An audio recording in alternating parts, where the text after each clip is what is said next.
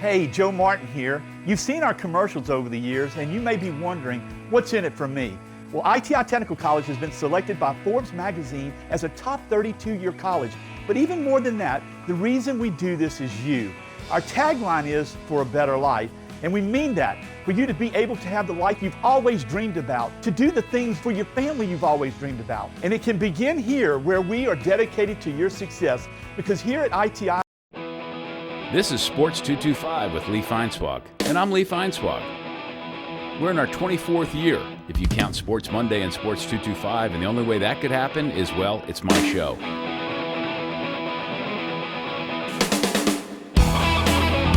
My best friend, Lee Feinswag, look at the Christmas. Sports 225 is brought to you by Breck.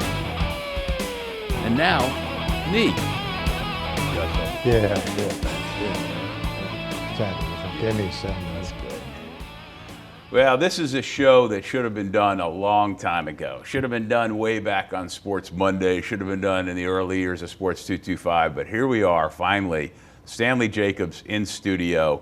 If you don't know who Mr. Jacobs is, well, let me just tell you, I think he's an LSU athletics legend. And there's very little that you haven't done in LSU athletics. I mean, from being a really good athlete on the basketball team to being involved on the backside of things to being, with the Board of Supervisors and gosh knows what else. Had a nice run, thank you. A lot of fun. And what would we call you now? Consultant involved emeritus? Anything you want.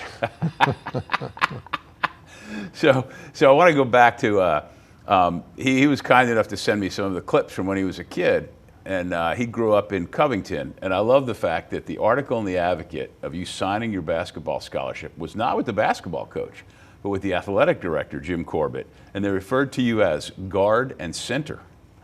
Well, there was a reason. Coach Rabenhaus had retired, and there was no basketball coach. Ah, so you were in between. I was in between, and they hadn't hired Coach McCreary yet, and Jim Corbett was doing the recruiting. So that's how that happened. Could you imagine in today's world? Oh no, we haven't hired a basketball coach yet. We've got the athletic director doing our basketball recruiting. Did he make an in-home visit? More than one. Plus, he brought Bob Pettit to see me. Can you imagine that? Wow. Yeah, that was terrific. Where else did you consider going? Took my first plane ride to Vanderbilt.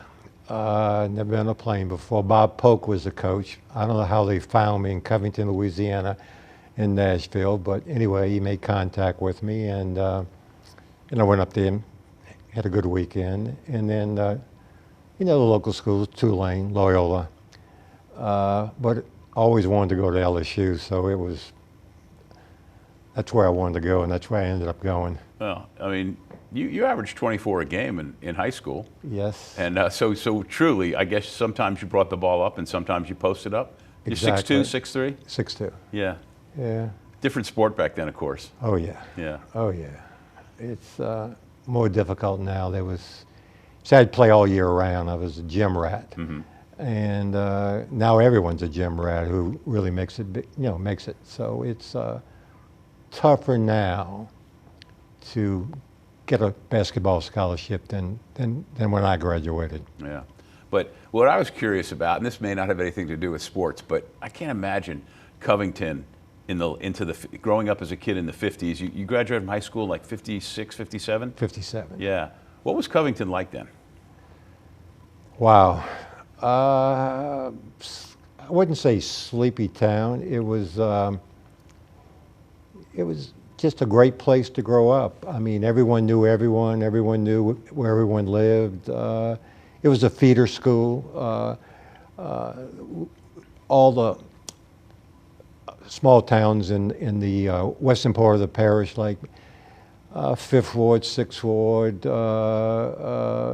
Folsom, Lee Road, they would we'd be playing basketball against them in the junior high league, and then next thing you know, they'd be your teammate at Covington High. And it was a very good basketball school. Coach Gallagher was in the High School Hall of Fame, and he was our coach, and he had an incredible run. I mean, for about an 8 or 9 year period of time, the worst he did, and he won a state title during that time. But the worst we did was state semifinals. Wow, that's So, good stuff. all 3 years I played, we got beat by the team.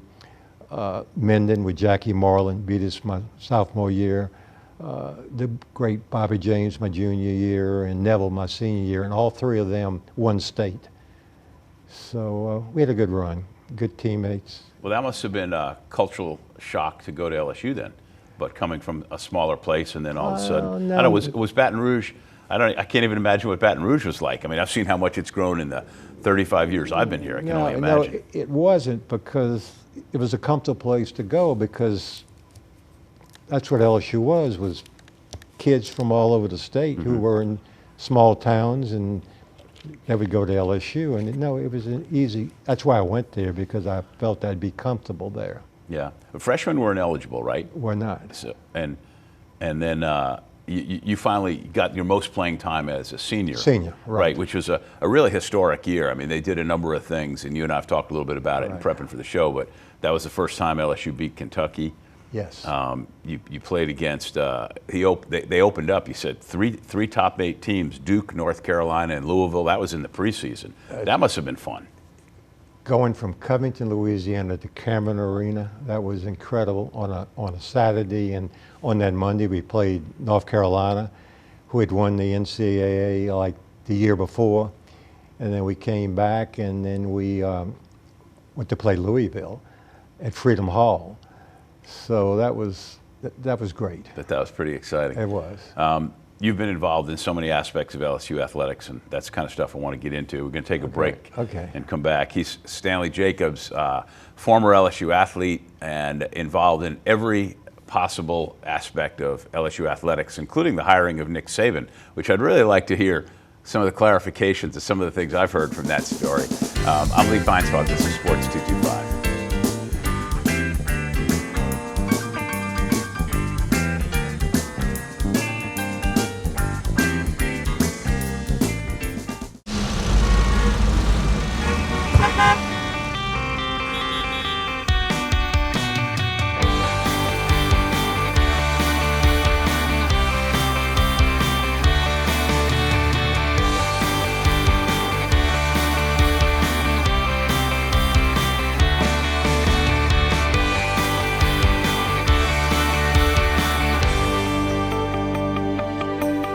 Break out of the chaos.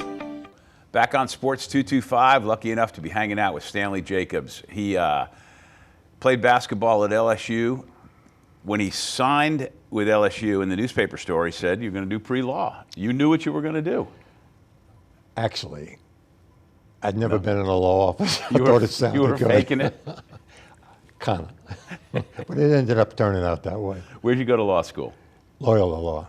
In New Orleans. Right. Which, speaking of basketball, I mean, back in the day, that was a pretty stout basketball program. They had a good program. Yeah.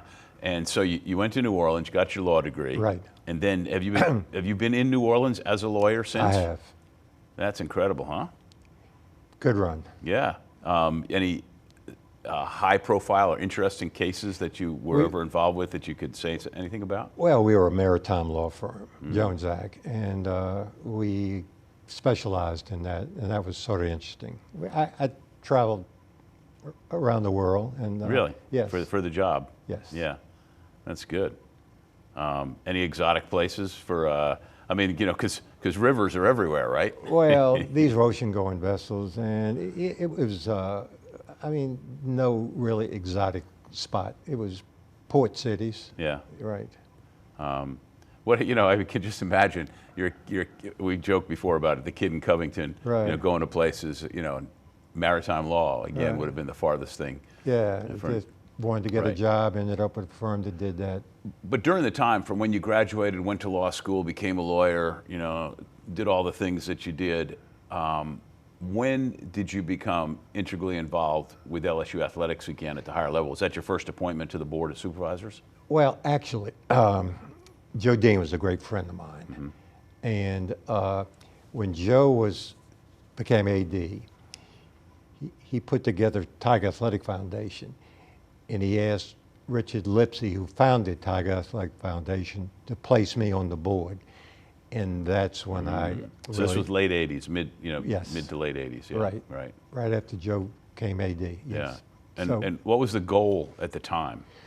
Well, it was not like TIF right now. Believe it or not, the goal was to repay the waterproofing of Tiger Stadium. That was our project. I think we had a budget of less than $2 million, and that was our big project, paying for waterproofing of Tiger Stadium. And then it's just grown, and it's out of sight now. But I think Jerry DiNardo summed it up best when he said it's an arms race. It is an arms race. Yeah. It is, it is, it is. The money's staggering, the athletic department budget. I think over $150 million right now. Yeah. Yeah. Yeah, I think we get $40 million a year from the SEC for the TV network, so it's big numbers. So you were appointed to the Board of Supervisors Right. the first time by Governor Mike Foster. Governor Foster, and then you were reappointed by two more governors after that, right?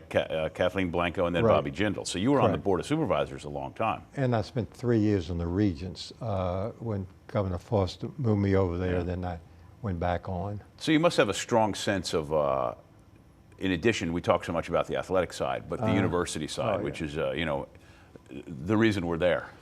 Exactly. And once again, it's funding. And when we were at the SREB average, that's when we had adequate funding to, the faculty and the things that you need to do at higher ed. It's always been a problem.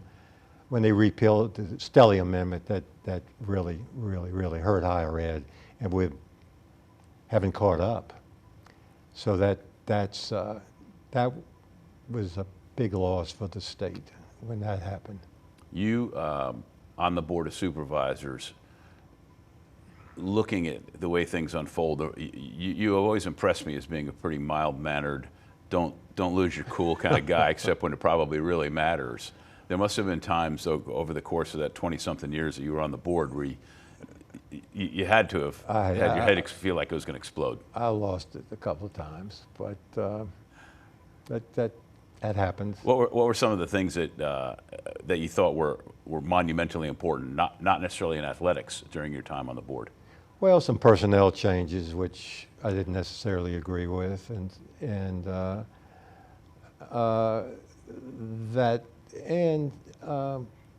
just mostly trying to figure out what's best for the system, because see, we have so many schools in the system. Yeah, I'm glad you brought that up too, because sometimes we forget. Right. LSU is the flagship, but there's a lot of schools. Well, there's 9, I'll be glad to go into them, but there's a lot of schools in the system. And what necessarily is good for Baton Rouge is not necessarily good for, say, LSUS. So, plus we have the med schools. And that's another thing under the LSU system. Mm-hmm. So that takes a lot. It's hard to get a handle on the med schools and the hospitals. Obviously, though, being on the Board of Supervisors, and we talk about the academic side, however, at LSU, that always means an integration into the athletic side. Right. And that includes like the hiring of athletic directors, especially football coaches, Yes. and whatever. Right. So, and you were always there. Yes. And I wouldn't even say behind the scenes. I mean, it was pretty obvious. I mean, you and, Well, especially with the Saban hire. Yeah. Well, let's take a break, and so we have a whole segment to Okay. talk about the Saban hire, because Okay. that was a pretty interesting time. It was. That obviously changed quite a bit for LSU. Yes. Okay. He's Stanley Jacobs.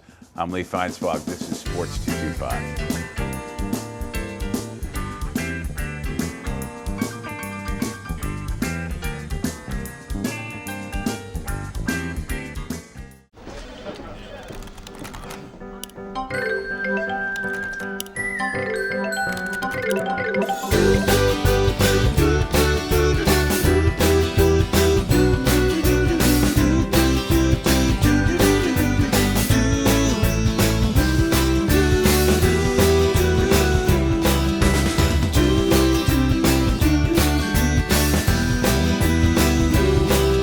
Break out of the routine. We're ready to go, and here we go. All right, we're back on Sports 225, and I'm hanging out with Stanley Jacobs, who has been at LSU since around 1957 when he was a freshman, who played basketball there, went to law school at Loyola, and after becoming a lawyer has been integrally involved with the university and the athletic department ever since, which brings us to our next subject. So, I've always maintained that like the three most visible people in the state of Louisiana are the governor, the LSU athletic director, and the LSU football coach, and not necessarily in that order. And in the warped priorities of our society, the football coach is so important. So Jerry DiNardo, who was there, and you must have been thrilled, like all of us were, when he came on board. He was a wonderful man and had great success for 3 years and like 2 games, and then everything just went terribly south. It did. It was a horrible thing, and LSU had to hire a new football coach.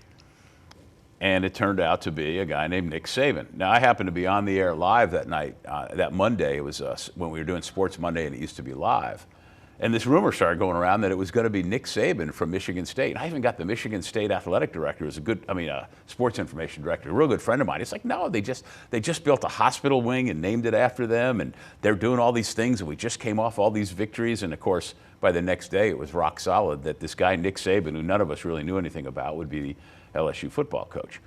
But when you go behind the scenes, and I wrote about this in Tales from the LSU Sidelines, and of course it's been documented in other Saban books, that you were part of that group that met with Sean Tuohy outside of Memphis, and you were there with Joe Dean and other people. Well, it was Joe Dean, Mark Emmert, Richard Gill, Charlie Weems, and myself. It was a committee. And by the way, Richard Gill was a dear man who I loved dearly and got to know extremely well. And was so happy. We had lunch actually a few weeks before his death. And great guy. Yeah, it was so sad because he talk about a guy who did a lot for LSU athletics. For sure. And I always maintained actually he might have been the most important person involved in LSU athletics who never played sports or coached at LSU.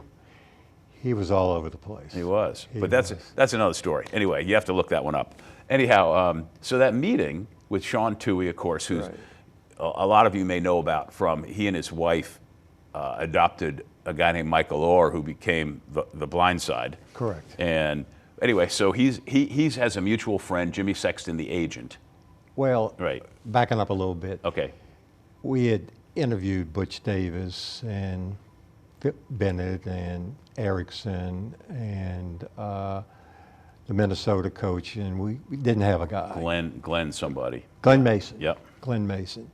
So what happened was Sean used to go to Joe Dean's basketball camp. So he calls Joe and said, Joe, do you have a guy? And Joe said no. He says, well, Saban's interested in the job. So long story short, we fly up to Memphis. He picks us up. We go to Sexton's house, and there's Nick Saban sitting in a chair just like you're sitting right there, and he was wired. And first question he asked to Joe Dean was, why can't you guys win at LSU? And Joe just fired right back at him. He said basically, we've never found the right guy. Florida never won till they found Spurrier. We don't have the right guy at LSU. And Nick just right off the bat said, I can be the right guy. No kidding. Yeah. So it was an interesting interview. He you wondered, he was at Michigan State. They were 9-2. They were getting ready to go play in the Orange Bowl, I think Florida. And we didn't win our third game till the last game of the year after Coach DiNardo chose not to coach the final game. So we were 3-8. And we had to get it right because we were bringing on the suites on the east side, 60 some odd suites we had to sell. So we had to get a lights out guy. And we found Nick Saban. Did you, at that meeting, think to yourself, all right, this is the right guy? I'm 100% convinced? Or how? Yeah, we did. He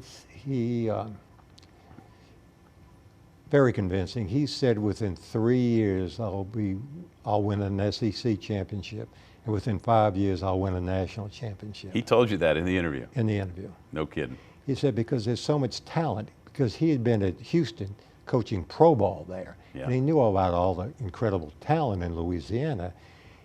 And that was a chancy thing he did, moving from Michigan State, where he's pretty well established, But he wanted to go to LSU because we're the only big-time football school in the state, where he was always playing second fiddle to Michigan. Well, And that was one of the driving forces that drove him away from Michigan State. He wanted to be the school in the state.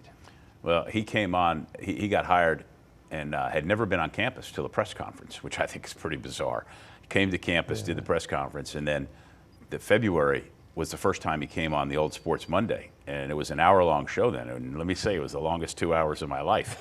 Oh, God, it was horrible. We got way better after that. And I liked Nick and had great visits with him at that first show. But the story that I've always heard, and since you were there, Joe Dean says we can get him for $900,000. And Emmert says, no, give him 1.2. What's the truth in that? Well, the truth is, it's a funny story, but you're right. What happened was, we're flying back, and we were convinced he was the guy.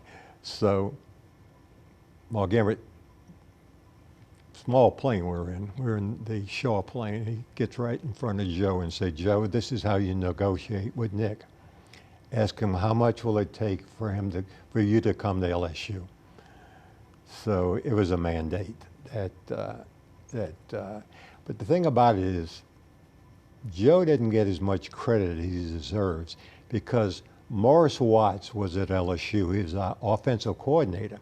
And he goes back to Michigan, and he starts telling Nick what a great school, which Nick already knew.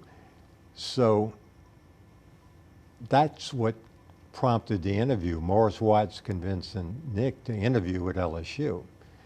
And first words out of Nick's mouth is, Morris Watts told me you're a great guy to work for. So Joe was the one that put it together. Mark closed the deal. That's great, man. I feel like a fly in the room there finally, and that's really great stuff. We got time for one short segment here with Stanley Jacobs. I'm Lee Feinswag at Sports 225.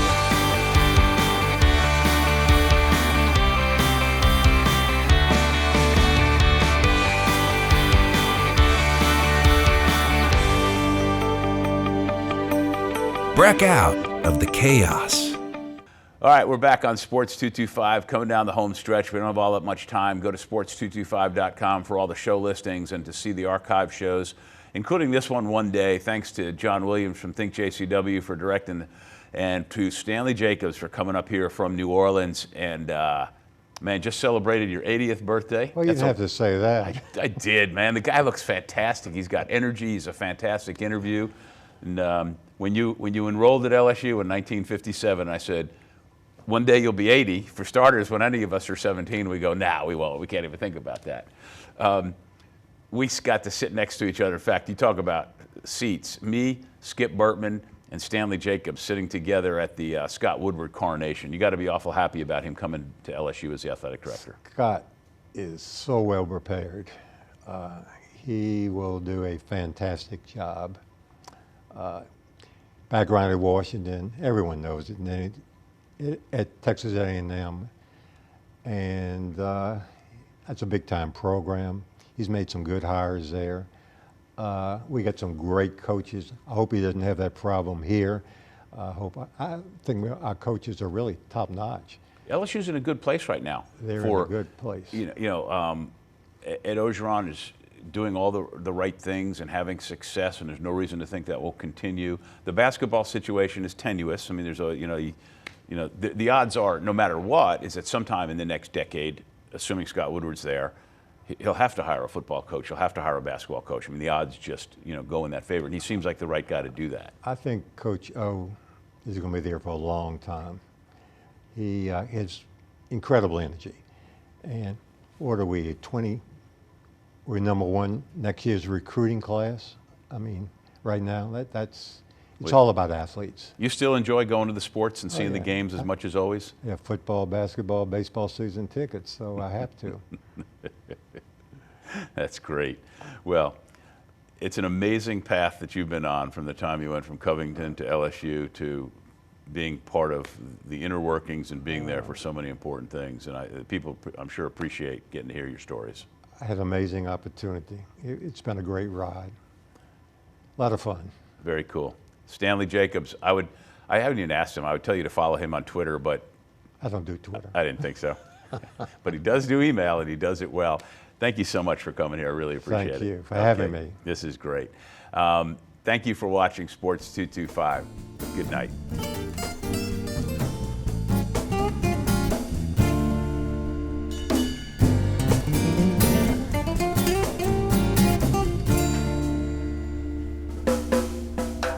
At carnival time by Baton Rouge Bay, that's the site of my story.